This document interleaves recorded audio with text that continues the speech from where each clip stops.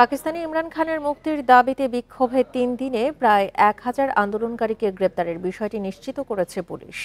যদিও ইমরানের দল পিটিআই এর দাবি এ সংখ্যা ৪,০০০-এর বেশি। বিক্ষোভকারীদের ছত্রভঙ্গে পুলিশ বেআইনি ও অতিরিক্ত শক্তি প্রয়োগ করেছে বলে অভিযোগ মানবাধিকার সংস্থা অ্যামনেস্টি ইন্টারন্যাশনালের। এদিকে অবিলম্বে রাজনৈতিক সংলাপ শুরুর ওপর জোর দিয়েছে পাকিস্তানের মানবাধিকার কমিশন। রাষ্ট্রীয় উপহার নিজের কাছে রেখে দেওয়ার অভিযোগ সংক্রান্ত মামলায় গত বছরের আগস্ট থেকে কারাগারে রয়েছেন ইমরান খান।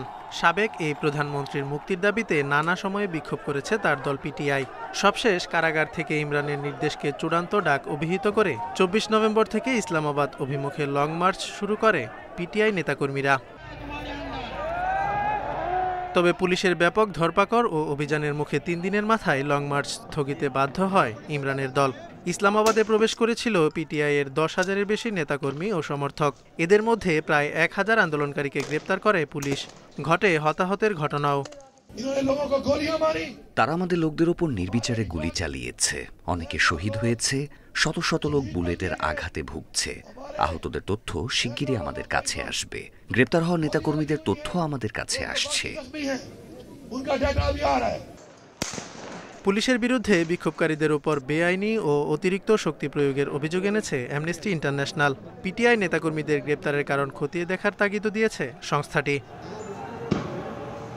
এদিকে ইমরানের দলের সঙ্গে শাহবাজ শরীফের ক্ষমতাসীন দলের অবিলম্বে একটি রাজনৈতিক সংলাপ শুরু করা উচিত বলে মন্তব্য করেছে পাকিস্তানের মানবাধিকার কমিশন।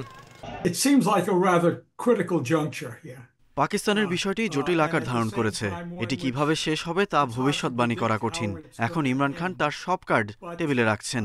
তার ব্যাপক জনপ্রিয়তা রয়েছে, এই বিষয়ে কোনো সন্দেহ নেই। তবে দেশের মানুষের কল্যাণ বিবেচনায় আলোচনা ও সমঝোতার বিকল্প নেই।